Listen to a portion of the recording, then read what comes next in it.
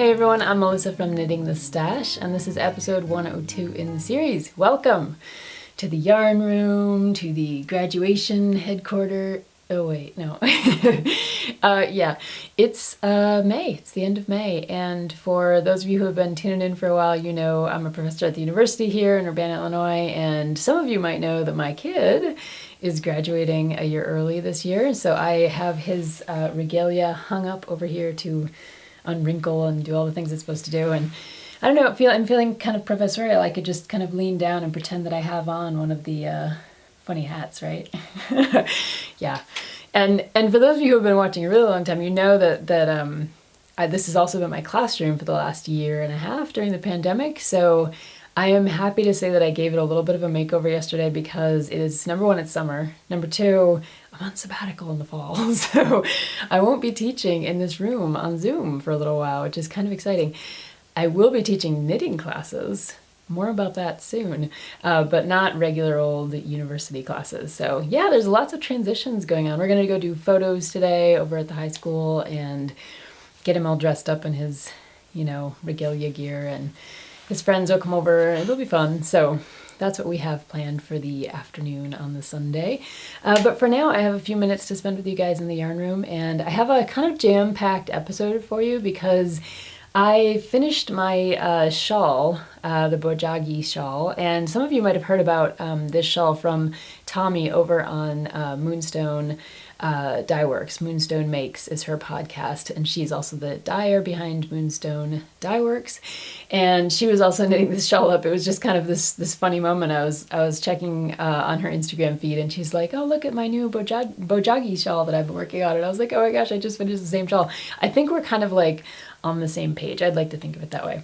And she's about to have a baby, so that's so exciting. I'm not about to have a baby. We're not on that page together, but I do want to say congratulations to Tommy and good luck with everything going in June. So yeah, I have that shawl that I finished, and because of that, I wanted to have a big discussion with you guys about variegated yarns and shawls and socks and what to do with them, those favorite skeins of yarn, and how to make them really sing and do good things. So we'll talk about variegated yarns, and that will also lead into a little bit of fractal yarns and gradient yarns and all kinds of other fun things. So that'll be a big portion of the show today. But I also drew a winner for the make-along that we're working on. This is the Out of My League make-along, and so many of you have put FO photos up over in our Ravelry thread, so thank you for doing that. And if you're interested in getting involved, we're still doing this make-along for the rest of the summer, probably up until fall-ish, like September, October. That's usually when I switch making things and switch up the kinds of things that we're doing in here. So if you still want to get in on it, please do. There's a chatter thread over there. There's a finished object thread, and I will be doing at least one more prize draw for the finished object thread, so get in on that one. And I have a little recommendation for you for some podcasts that I've been watching and things like that. Okay, finished objects first before we jump into all kinds of yarn discussion. This is my Bojagi Shawl, and it is by Knit Boop, and it's a free pattern up on Ravelry, so anybody can knit it just for fun. I knit mine, let me tell you about the yarn. I knit mine in two colors. It's kind of a two-color shawl. You could do it in many colors if you wanted to, but or just a single color. But I did mine in two, and I used Snow Kissed, which is this beautiful variegated yarn from Purl and Ply. And I mentioned Purl and Ply on the last episode because I was wearing another shawl that I knit from their yarn. And they are on a hiatus, on a break right now, so I hope they come back soon. But I absolutely love their yarn. They have some beautiful colorways. I've actually knit two shawls in there in their yarn, and I have an extra skein in there that I'm kind of saving. And then I use Ski Town Sport, which is Polka Dot Sheep's yarn, and I only have this much left, so I have a little bit here just for you to see. This is the Ski Town Sport. It is 80% merino, 20% nylon, and sport weight 328 yards for 100 grams, and I mixed that with the Purl and Ply, which is a fingering weight yarn, and it is 400 meters or 437 yards for 100 grams. So you can do that. You can mix the DKs and the fingerings, and it's okay. So, Bojagi. The fun thing about this shawl is that it changes up. So you have your basic garter stitch. Actually, you cast on up here. It's one of those very long shawls. It's not my favorite, and I actually plan on giving it away or making it a gift or something like that. So it's just not my favorite shawl because it's so big. And if I try to wear it, it ends up, you know, kind of like, it's a big shawl, and I'm not a huge big shawl fan, but I do like knitting lots of shawls if I'm kind of in between. We've talked about this before. It's like a nice palette cleanser. So yeah. So this is one of those asymmetrical dealios, very long, and it begins up here with a very small number of stitches for the cast on, and it extends all the way down. This is all garter.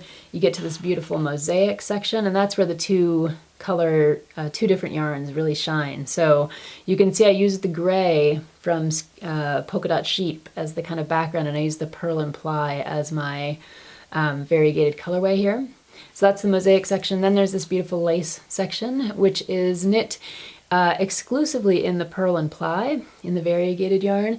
And I think that's kind of cool because it, as we're going to talk about, it really breaks up the color of that variegated skein. And normally I wouldn't knit lace with a variegated yarn, but in this case, it does some pretty interesting things to the color pooling. So I like that. And it really opened up. I mean, this shawl was, you know, kind of scrunchy until it was washed, and then it just opened right up. And then back to the mosaic section. And mosaic knitting is really, it's very simple. You can do, it looks like you're working with two colors, but you're really slipping stitches.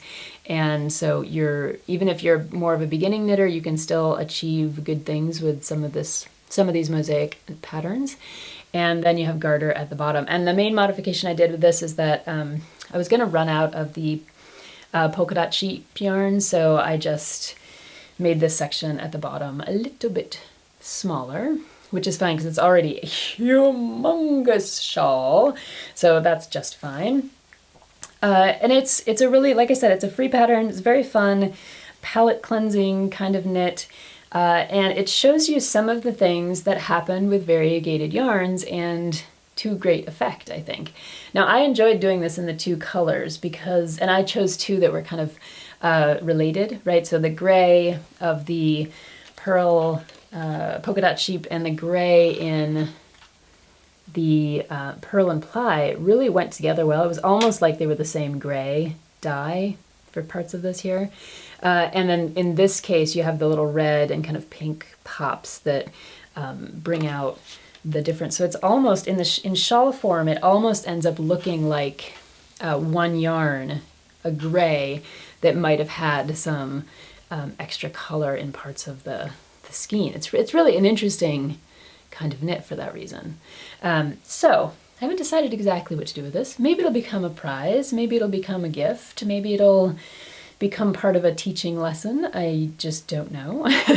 But it is squishy and soft. Both of these are superwash yarns, and I've talked about superwash yarns on here. They have their pros and cons. In this case, if you're working on a shawl, especially if it's going to be something that's going to be potentially a gift, it's sometimes nice to use a superwash yarn because then whoever you give it to doesn't have to worry about it. There's no hand washing or anything like that they have to be fearful of, no shrinking, any of that. So yeah, so this is Bojagi by Knit Boop, and I think it turned out quite pretty, I think. So since this was my finished object for the week, I thought we might spend a little bit of time talking about variegated yarns and some of their cousins, you know, things like gradient yarns and fractal spun yarns and things like that. And what are some of the ways to deal with the colors so that you don't just end up with like a muddy mess. Now, when I say variegated yarn, we all have these skeins in our stash, I'm sure. So something like this from Casual Fashion Queen. This is John in the Snow, inspired by Game of Thrones. And in the skein, it is just beautiful, right? I mean, it's kind of like dark, there's a little bit of bloodiness going on, you know, there's the snow. There's something evocative about these skeins, and we all have them, or if you don't have them, you've seen them, and you're thinking like, wow, I love the way that looks. So it captures something for us. So we often collect these skeins in our stash, and then it's like, well, what do you actually do with it? for some of us, we don't want to ever knit them up. Like this one I've had for years. I love Casual Fashion Queen. I follow her on all the social media things.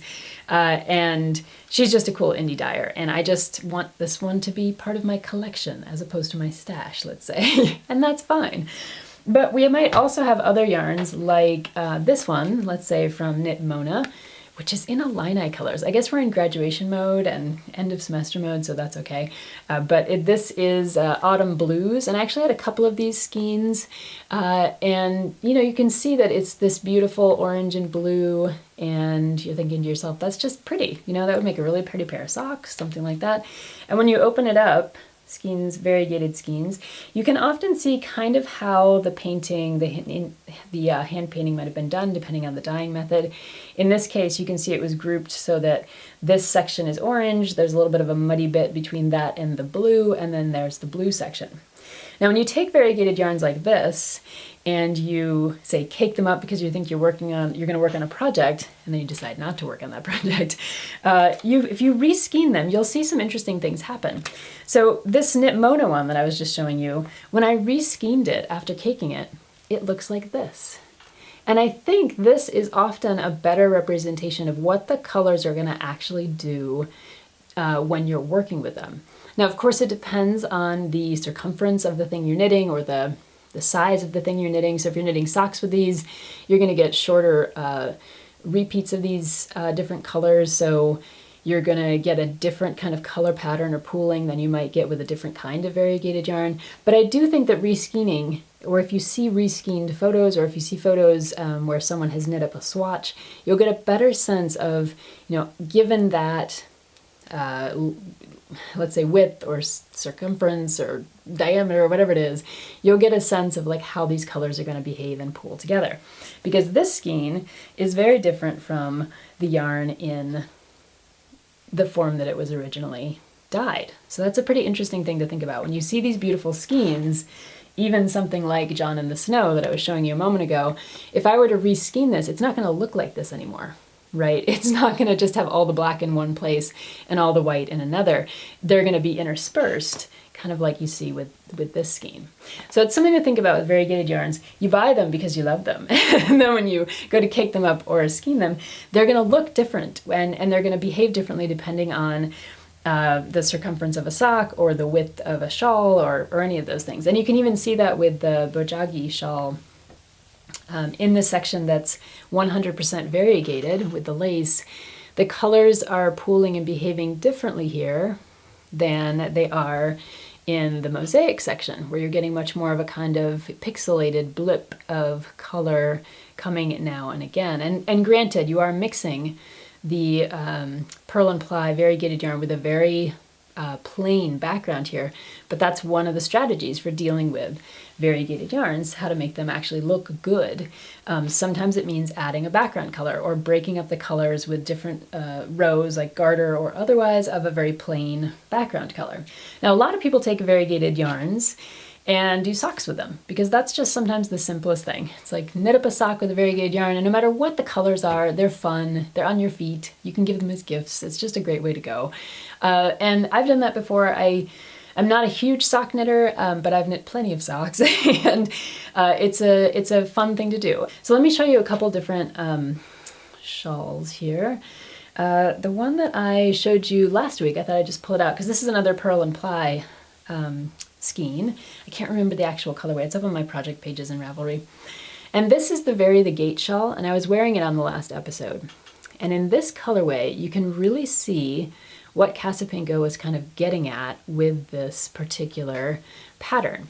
So this is a variegated yarn, very similar actually to the other one that we saw that looks like this. When it's all caked up, you can see it's a lot of variegation in that yarn. But in this case, because of the way that this pattern plays out and because it's a lighter yarn, can you see those lines? Yeah, you can see those lines kind of running through. And those are, I'm trying to remember this particular pattern. I believe those were slipped stitches, or those, this is a, I'm trying to remember how this one goes. I think I think they were slipped stitches of some kind. She kind of plays around with those, but don't quote me on that. You have to look at the pattern to find out. But you can see those lines that are running through, and those are created by doing a particular stitch. If it's a slip, if it's a decrease, if there's something going on there, a decrease and an increase. And it produces, it forces the color to pool in different ways. So the color can't just all pool up together. It's broken up by these kind of vertical or horizontal lines depending on how you're wearing it, and you really get these pops of colors in these different places. Now, if you take this same pattern and work with it in a less kind of light color, and I'm very bad with the whole value hue shade thing. That colorway is a very, almost like a neutral with like some speckles, some pops, right? But let's take a colorway that, this is Sithe from Old Crow Art Yarns. This is a saturated colorway. It's 2 or 3 different colors in here, and this is the same pattern. But you can still see those lines just a little bit. It's much harder to see them, but you can see them running in this direction, kind of diagonally across. And even though you can't see the lines, what those lines are doing is, or what that stitch pattern is doing, is breaking up the color in some really interesting ways. So yes, this might look a little bit busier, but what's going on with the color is that it's pooling in different ways than it would have had you not used this particular stitch pattern. And if you get up really close, there's some really interesting texture to this that kind of also helps break up the color. Now I'm a fan of this kind of, I love these shawls, these smaller asymmetrical shawls. And this one I think kind of ends up looking really pretty depending on what you're wearing underneath and you know how you're styling everything or whatever. But it's a very different effect. This is Vary the Gate, same Casapinka pattern, but in a very different kind of yarn. And you can see it shows up that variegation very differently. Got another example for you. This is, I've knit so many Linus shawls, I can't even count at this point. It's one of my favorite shawls to knit because it is asymmetrical and triangular, and it just fits me. It's one of those shawls that I just love. So this I knit from my hand spun. Now I did a combination spin. I'm going to show you what it looked like in the skein. So this was the combination spin that I did. And this was a combination of 2 different braids, 2 different 4-ounce braids, both superwash merino. And you can see I did with a combination spin, I was combining 2 colorways together, which creates, in a way, a very kind of variegated yarn. You also get some barber pulling going on in here because of the light and dark. Anyway, you get a really interesting skein of yarn. Now I knit that up in a Linus shawl, which again, asymmetrical, triangular, begins up, let me make sure I get the right thing. Yeah, it begins up here, and then it runs all the way down here. And with that colorway, you can see I got a very different color pooling. It's almost striped, which I think is so cool because this was completely unintentional. This was me spinning, trying some different spinning techniques to do a combination of a couple of different colors, and then to see that it comes out in your knitting in this really beautiful striped pattern was so cool to see. And this one I love. I wear this one. I have this beautiful shirt that is exactly this color, and so I put this on as and it's a very plain shirt, but it's kind of a sweatery shirt. And I put this on as kind of the accent over top, and it's like absolutely perfect. But again, different pattern, Linus. And this one, what's going on is that you're decreasing on one side and increasing on the other to create this asymmetry, and so you're pooling the colors. And at the top here, where you're going back and forth a little bit faster, you get a slightly different stripe than you do when you go a little bit longer with your runs. So there's one. More for you. Now this was a Linus that I did in Into the World, which is a cool yarn company. And you can see it's a very garter, it's still the same shawl, a garter stitch, but because of this particular variegated yarn, you get a lot more of that differentiation in the ways, it's almost an optical illusion. It's almost showing up like a little bit of an optical illusion on that camera. That's pretty cool. So I started knitting this one at this corner up here. and you can see the tighter stripes that are going on up here. And this is much more, closer to the width of a sock. So you might expect a sock to kind of give you a little bit of striping like that. But then once the length of this, because of the decreases and the increases, shift, you get some really interesting color pulling here. And that's probably, if you look at that, that might be the diameter or the circumference of a sock or a mitten. And then you get some really interesting, this is so optically, it looks so weird on the camera. You get this really interesting kind of color pooling happening in the center, and then it goes back to a kind of striping pattern. So you're, with one skein of variegated yarn, with a pattern like this that's taking advantage of kind of using different lengths and like playing with different circumferences or playing with that yarn in a different way, you're going to end up with such different variegation in terms of the way the yarn actually plays out. And this is why I think it's so important to knit with your hand spun and knit with the yarn that you have in your stash, unless it's your collector's item, then you just keep it. Because you see kind of like what happens to this yarn and how it plays out, and then you'll know for the next time when you look at a skein, you're like, oh, I kind of get that. Now this is also Linus. It looks kind of like a tie, and I knit it this way because I just wanted to have a little skinny tie kind of a thing to wear in the winter when I just needed something lightweight. And for the life of me, I cannot remember the colorway on this one, and I looked it up. So many of these Linus shawls, I knit 2 or 3 other ones that I gave away in beautiful colorways, and I have no project pages for them. I have no idea. I wish I had them now. But this is Linus, and in this case, I just didn't make it as big. So basically, I stopped doing the double increases on one side and just allowed it to, I got it as wide as I wanted it to be, and then I stopped doing my double increases so it wouldn't get any bigger, and just continued doing the increase decrease on either side so that I'd have it on the bias. And you can see this produces a really interesting color pooling, which I think is more uniform because you're continuing the same size all the way along the finished piece here, right? You're not changing the width or anything like that, which really emphasizes the difference in variegation. And I did that in part because I really loved this yarn, and it's a yarn where the colors are much more muted and much more kind of in time with each other a little bit. So I really love this one. I wear it all different ways. Sometimes I put it on as, double it up and do it like this, or I'll wear it when I don't need something super heavy, but I just love it. That's Linus too, but just modified, right? Another thing you can do, like I said, is socks, and I have to put in a sock photo here. This is, I called these the rocket socks. They were for Spencer. They're knit up in a Miss Babs variegated yarn. And I used the pattern How I Make My Socks by Susan B. Anderson, which is my go-to sock pattern for everything. And you can see here, I'm going to put a photo up in here, that the color pooling was so radically cool in these socks. This is just a plain vanilla sock pattern, nothing really fancy here. But because of the variegated yarn, it just made this, and because of the size of Spencer's foot and ankle, it really made these interesting color pools that really reminded me of rockets, the rocket socks, so that's what we call them. They actually need to be mended, I believe. So, but if you're going to knit socks, you can expect all kinds of different things to happen. Sometimes it's just a simple something like this where everything is kind of muted and blended.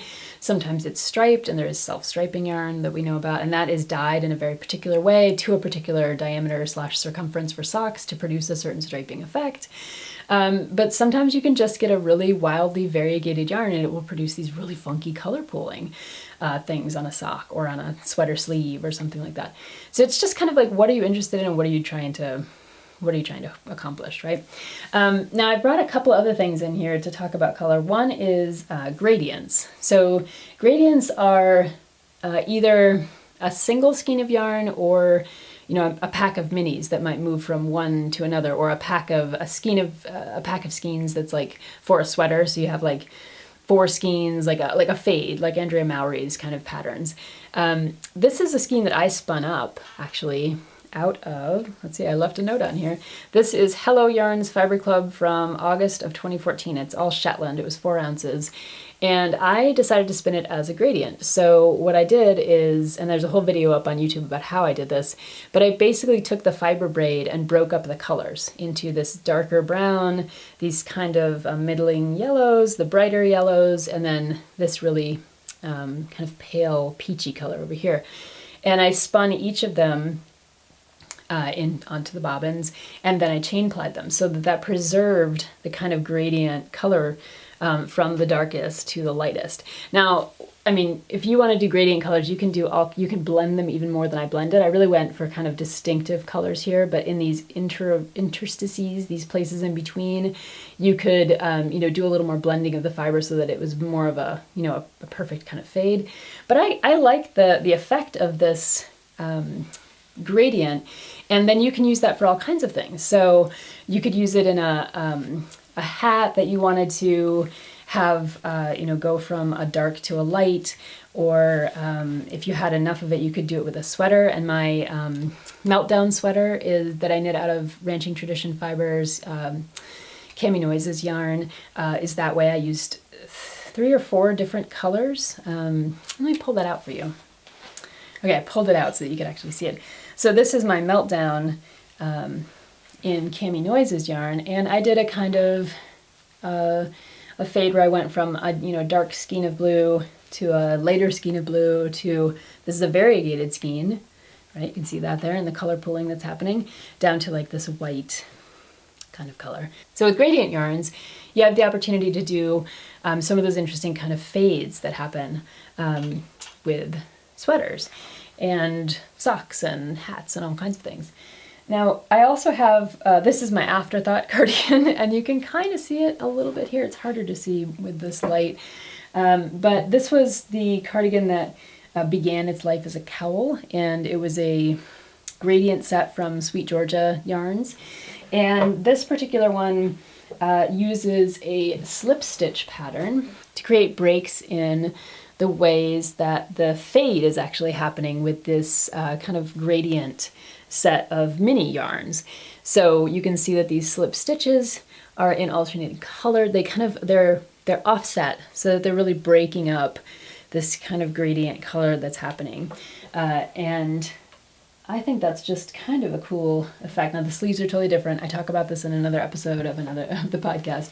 But working with a kind of gradient set of minis or of yarn in one way or another, you can create some pretty interesting effects in terms of sweaters. Now the other thing I'd mention is that there's also fractals. So it's always hard to tell what you get going on. But if you're a spinner, you get to know some of the ins and outs of this, the ways that yarn is spun from dyed fiber and other things. So this is a fractal that I spun, which is, let's see, what was this from?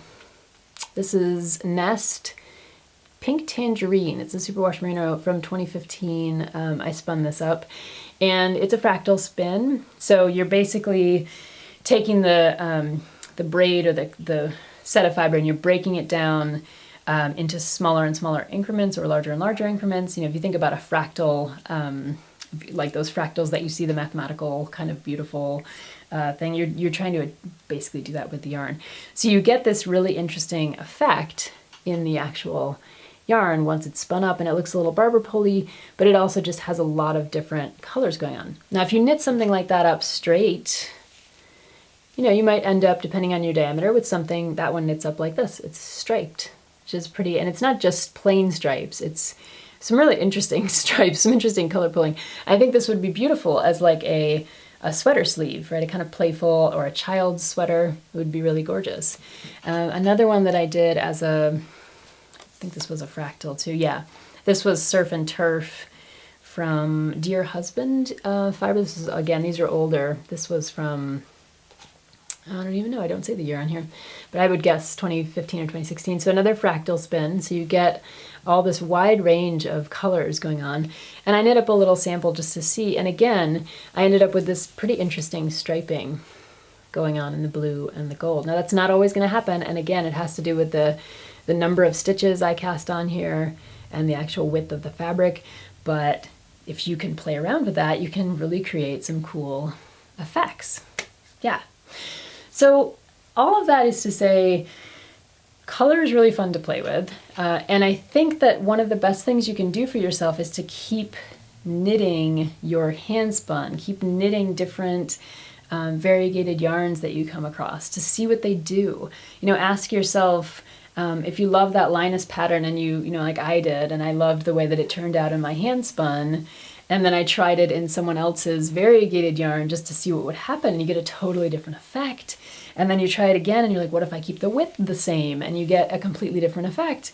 It really can make creativity and seem even more exciting. It's a little bit like opening a gift or a surprise or something, because you never quite know what you're going to get until you've got enough experience to say, look at a yarn like this and say, okay, I have a sense now.